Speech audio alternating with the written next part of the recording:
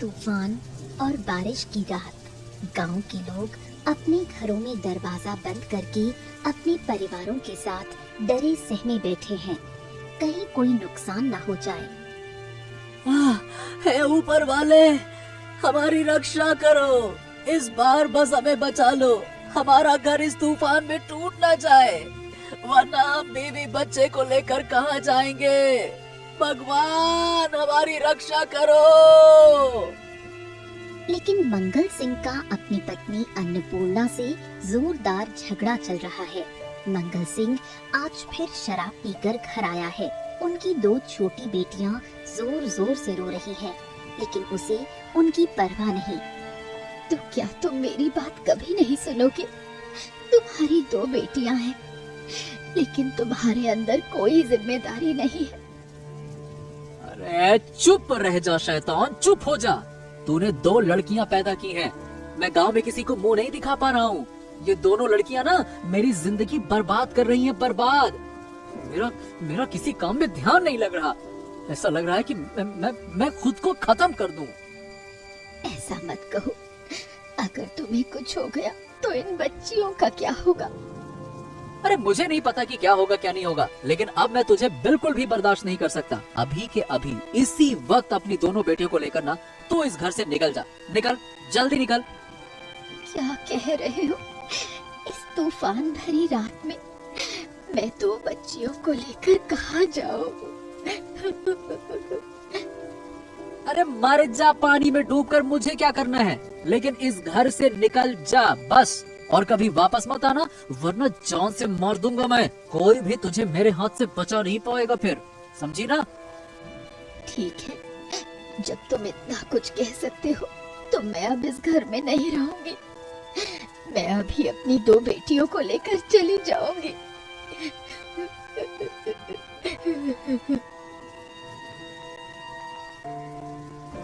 अन्नपूर्णा रोती हुई बेटियों को लेकर तेज बारिश और अंधेरी रात में निकल पड़ती है।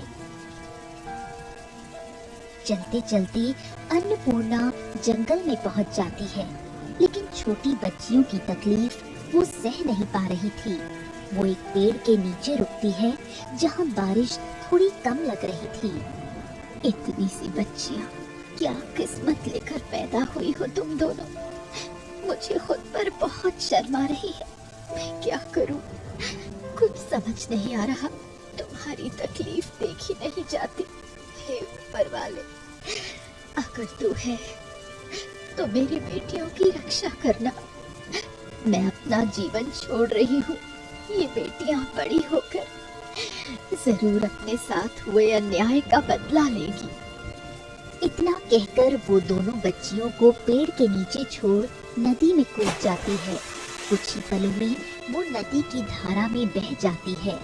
भूख से परेशान बच्चियां रोने लगती हैं।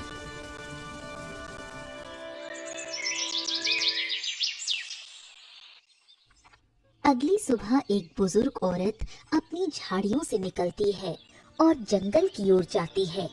तूफान में कई पेड़ गिर चुके हैं, लेकिन उसका घर सही सलामत है। मैं जानती थी तुम मुझे कोई नुकसान नहीं होने दोगे, इसलिए तो मुझे तुम पेड़ों के साथ रहना अच्छा लगता है। वो पेड़ों से बात कर रही थी। फिर वो नदी की तरफ मछलियाँ पकड़ने जाती है। तभी उसे बच्चों की रोने की आवाज सुनाई देती है। अरे, इस जंगल में कौन रो रहा है? वो पेड़ के नीचे 2 छोटी बच्चियों को देखकर हैरान रह जाती है। हाय, कौन इन्हें ऐसे छोड़ गया? लगता है कई घंटों से भूखी है। चलो, मैं इन्हें घर लेकर जाती हूँ। आसपास कोई नहीं दिख रहा। आजकल के माँ बाप इतने निर्दयी कैसे हो सकते हैं? फिर वो उन्हें अपने घर ले जाकर प्यार से खाना खिलाती है। इसके बाद से बुजुर्ग औरत ने उन दोनों बच्चियों को पालना शुरू कर दिया। कई साल बीत गए। अब पूजा और राखी उसकी आंखों का तारा बन चुकी है। वो बहुत अच्छी लड़कियां हैं, लेकिन उन्होंने कभी जंगल के बाहर की दुनिया नहीं देखी। एक दिन पूजा ने बुजुर्ग माँ से पूछा, दादी, हम जंगल में ही क्यों रहते हैं? यहाँ तो हमारे अलावा कोई और नहीं दिखता। बाकी लोग कहाँ रहते हैं? सुन पूजा बेटा, बाहर की दुनिया अच्छी नहीं है। जब तुम दोनों छोटी थी तब से हम जंगल में रह रहे हैं। मुझे भी कभी कभी दोस्तों की कमी लगती है। बहन के अलावा तो कोई नहीं है। गांव वाले हमें देख नहीं सकते। शायद हम अच्छे हैं, इसलिए उनकी आंखों में चुभते हैं।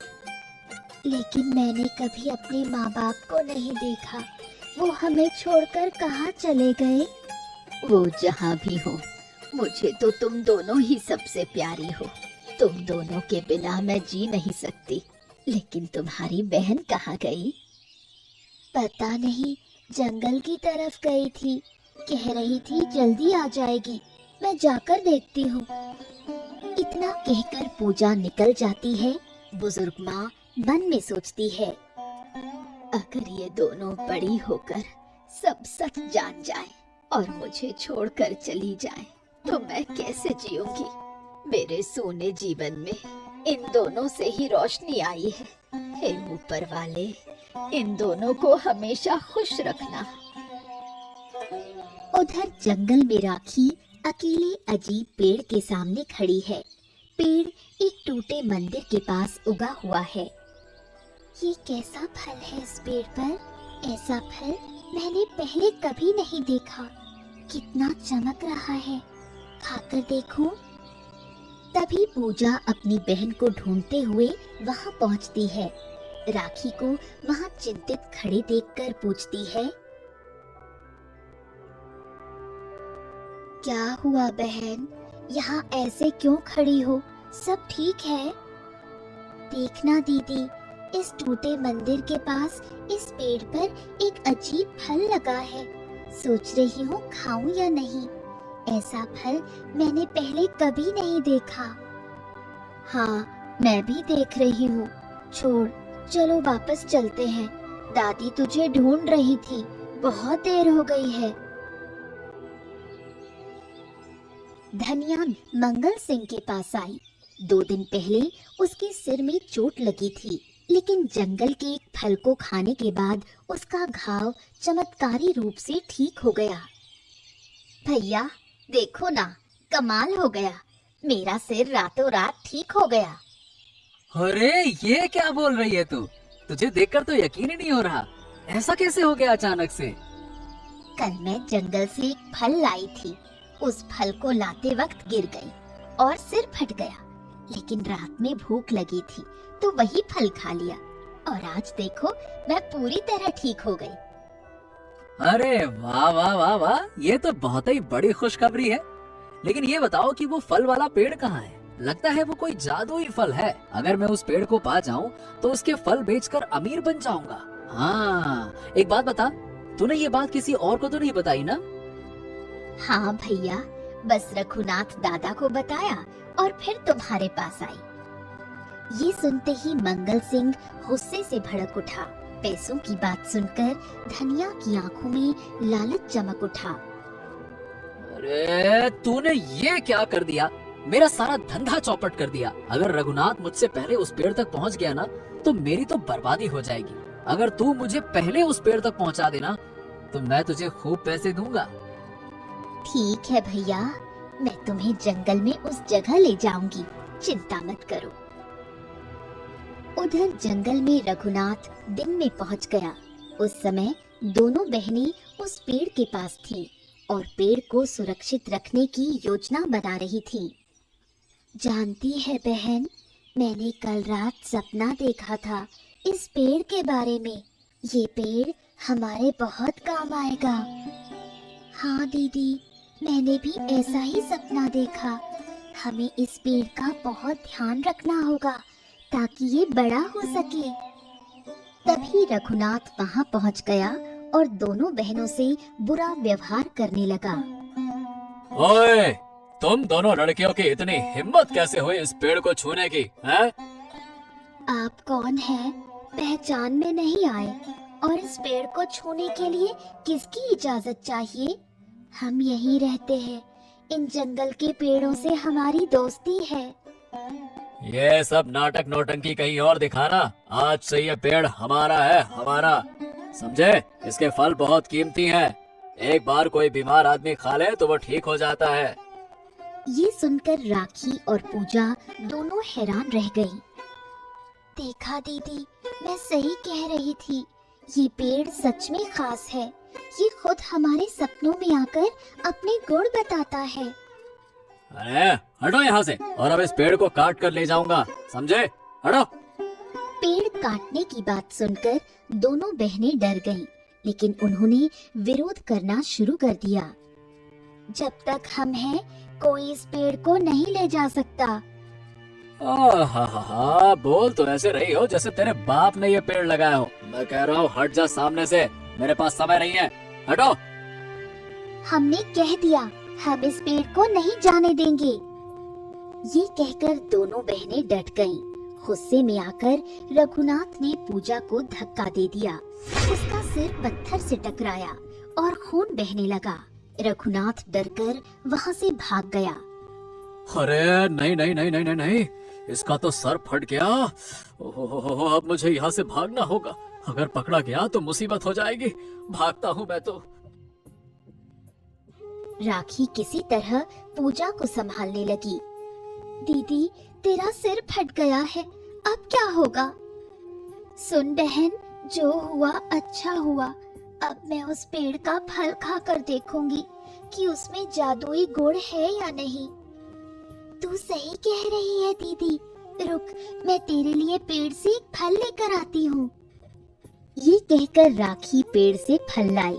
पूजा ने जैसे ही फल खाया, उसका सिर ठीक हो गया। दोनों बहनें बहुत खुश हुईं। बहन देख, मैं ठीक हो गई। हमें तुरंत जाकर दादी को इस पेड़ के बारे में बताना होगा ताकि इसे सुरक्षित रख सके। बिल्कुल सही कहा, हम इस पेड़ से गरीबों की मदद कर सकते हैं। रघुनाथ भाग रहा था और सामने से मंगल और धनिया आ रहे थे। दोनों से उसकी टक्कर हो गई। अरे बाप रे, मरा क्या?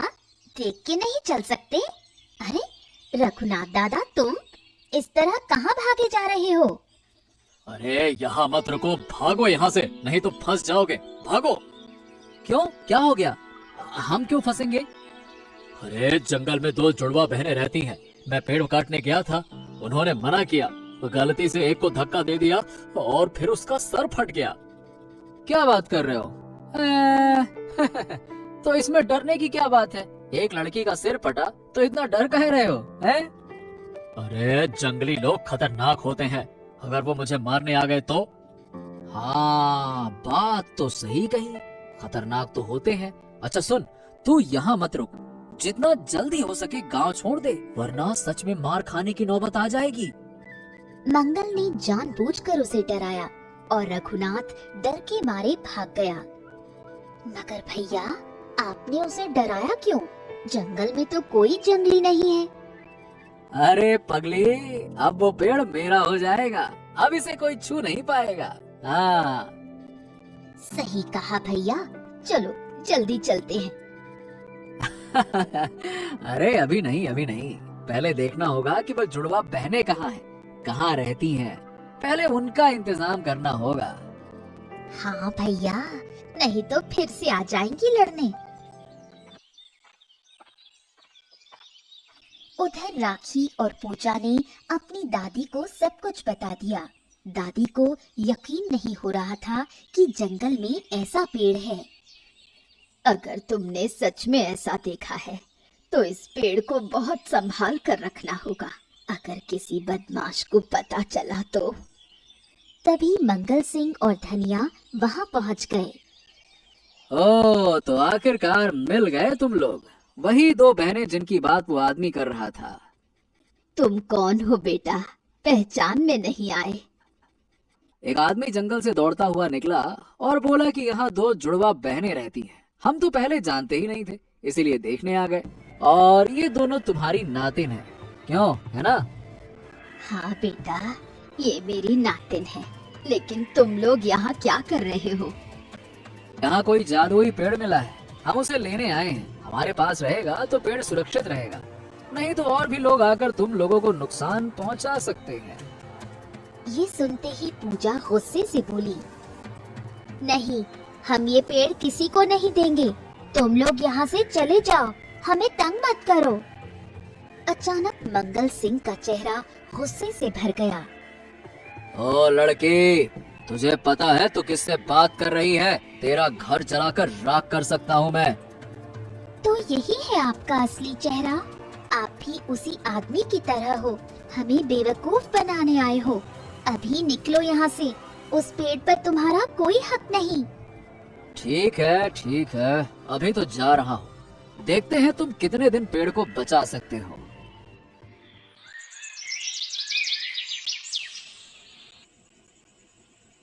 धनिया दो मुंहे सांप की तरह रात के अंधेरे में चुपचाप रघुनाथ के घर पहुंच जाती है। वो सब कुछ बता रही है। सुनकर रघुनाथ बहुत गुस्से में आ जाता है। मंगल बाबू का उस पेड़ के प्रति इतना लालच था, ये अब रघुनाथ को समझ में आता है। अरे तो तुझे पहले मुझे ये बात बतानी चाहिए थी ना। अगर तूने पहले बताया होता तो मैं उस शैतान को पहले ही गांव से निकाल देता। वैसे भी वो आदमी कभी अच्छा था ही नहीं। लेकिन बाबू, एक बात सोच रही हूँ, अगर उस जंगल में बूढ़ी माँ ना रहती होती तो क्या हम कभी जान पाते कि वो दोनों बच्चियाँ कहाँ हैं? हम पहले कभी जंगल में गए हैं क्या? आपको याद है या नहीं, मंगल बाबू की पत्नी और दो बेटियां अचानक गायब हो गई थी सालों पहले। बाबू ने कहा था कि वो अपनी बेटियों के साथ कहीं चली गई। मुझे तो अब कुछ शक सा हो रहा है। इसका मतलब तू कहना क्या चाहती है? मुझे तो लगता है कि ये दोनों लड़कियां मंगल बाबू की ही हैं। उनकी शक्ल भी मुझे कुछ जानी पहचानी सी लग रही है, बिल्कुल उनकी माँ जैसी। क्या? तो ये क्या है?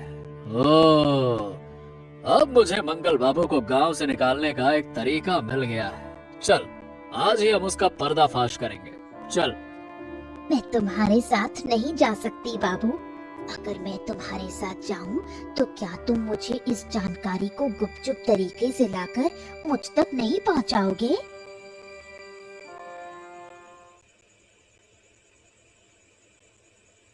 उसी रात जब मंगल सिंह बूढ़ी अम्मा को नुकसान पहुंचाने की योजना बना रहा था, तभी रघुनाथ उसके घर के सामने आकर खड़ा हो गया। दोनों आमने सामने हो गए। क्या रे खोने, इतनी रात को कहाँ जा रहा है? अपनी ही बेटियों को मारने? हैं? क्या मतलब? तू कहना क्या चाहता है? और तू खुद यहाँ क्या कर रहा है इस वक्त? तुझे पुलिस के हवाले करने आया हूँ। तू एक हत्यारा है। अपनी ही बीवी को मार डाला था तूने। हम सब सोचते थे कि तेरी बीवी घर छोड़ के चली गई, लेकिन अब सच्चाई सामने आ गई है। सच सच बता दे, बोल।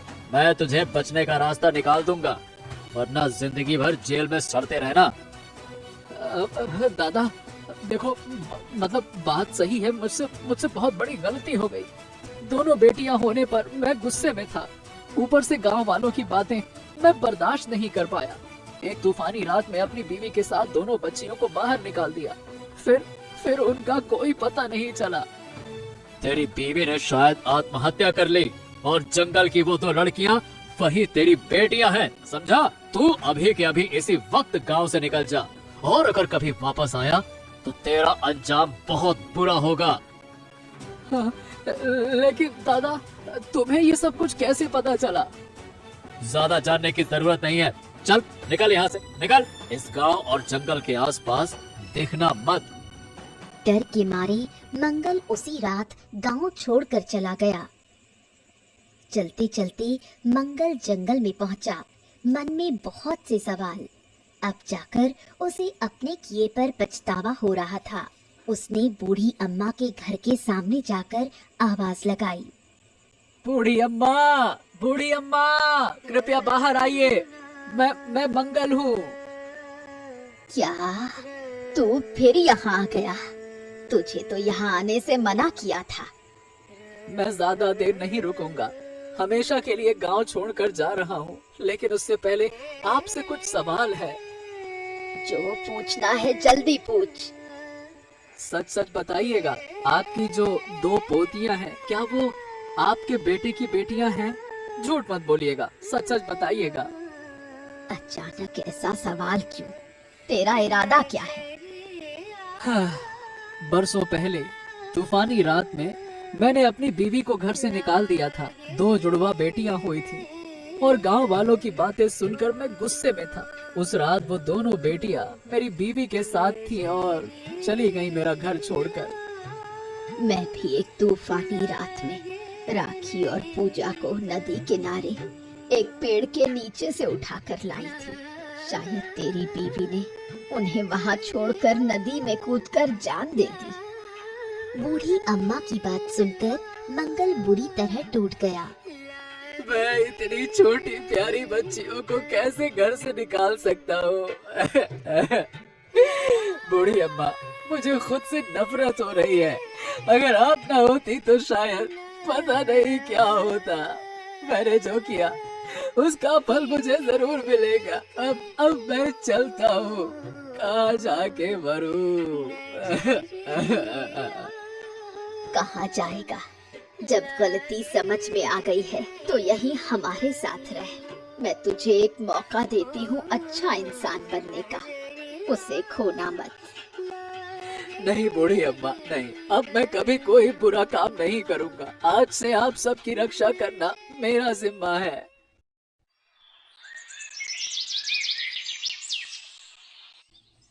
अगली सुबह राखी और पूजा को अपने पिता के बारे में जानकर बहुत आश्चर्य हुआ। तब दादी माँ ने उन्हें सच्चाई बताई। देखो बेटियों, जो मैं कह रही हूँ सब सच है। अपने पिता से नाराज मत रहो। जो हुआ उसे भूल जाओ और एक नई जिंदगी शुरू करो। लेकिन हमारी माँ अब तो कभी वापस नहीं आएंगी। जो भी हुआ मेरी वजह से हुआ, मुझे माफ कर दो। तभी वहाँ धनिया और रघुनाथ आ गए। ओए, तू यहाँ छिपा बैठा है? तुझे कहा था ना गांव छोड़कर चले जा। तेरी बेटियां जानती है कि तू असल में कौन है। तुम लोग यहाँ क्या करने आए हो? चुपचाप चले जाओ। नहीं नहीं नहीं नहीं बूढ़ी, आज जाने नहीं आया हूँ। आज तुम दोनों को खत्म करके ही जाऊंगा। उस पेड़ को मैं जरूर लेके जाऊंगा, कोई नहीं रोक सकता मुझे। ये कहकर रघुनाथ बूढ़ी अम्मा और दोनों बेटियों को मारने आगे बढ़ा। तभी मंगल उनके सामने खड़ा हो गया। जब तक मैं जिंदा हूँ इसको कोई छू भी नहीं सकता। ओए, हिम्मत है तो हाथ लगाकर तो देख। रघुनाथ आगे बढ़ा, लेकिन मंगल सिंह पूरी ताकत से उस पर टूट पड़ा। उधर से धनिया भी दौड़ कर आई और दोनों के बीच लड़ाई शुरू हो गई। अरे तू जितनी कोशिश कर ले, आज मैं तेरा अंत करके रहूंगा। ले, ले साले, ले। मंगल सिंह ने पूरी ताकत से उन्हें मारा। उनके सिर फट गए। वो दोनों जान बचाने के लिए तड़पने लगे। अरे अरे बाप रे, मुझे छोड़ दो। नहीं नहीं नहीं नहीं नहीं, नहीं तो मैं मर जाऊंगा। मैं कभी वापस नहीं आऊंगा। छोड़ दो मुझे, अरे छोड़ दो मुझे। अरे अरे मर गया, अरे मर गया। उनके सिर से खून बहने लगा। इनके सिर फट गए हैं। रुक, मैं दवा लाती हूँ। ए राखी, जो फल तूने पेड़ से तोड़ा था वो इन्हें दे दे। थोड़ा सा खाएंगे तो ठीक हो जाएंगे। पूजा की बात मानकर राखी ने उन्हें फल दिया।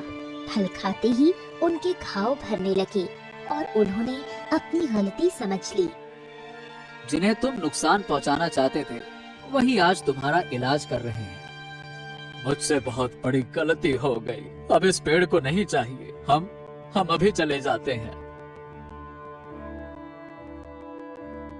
फिर मंगल अपनी बेटियों और बूढ़ी अम्मा के साथ एक सुखी जीवन जीने लगा। अब कोई उन्हें जंगल में परेशान नहीं करता। वो सब अपने तरीके से खुशी से रहने लगे।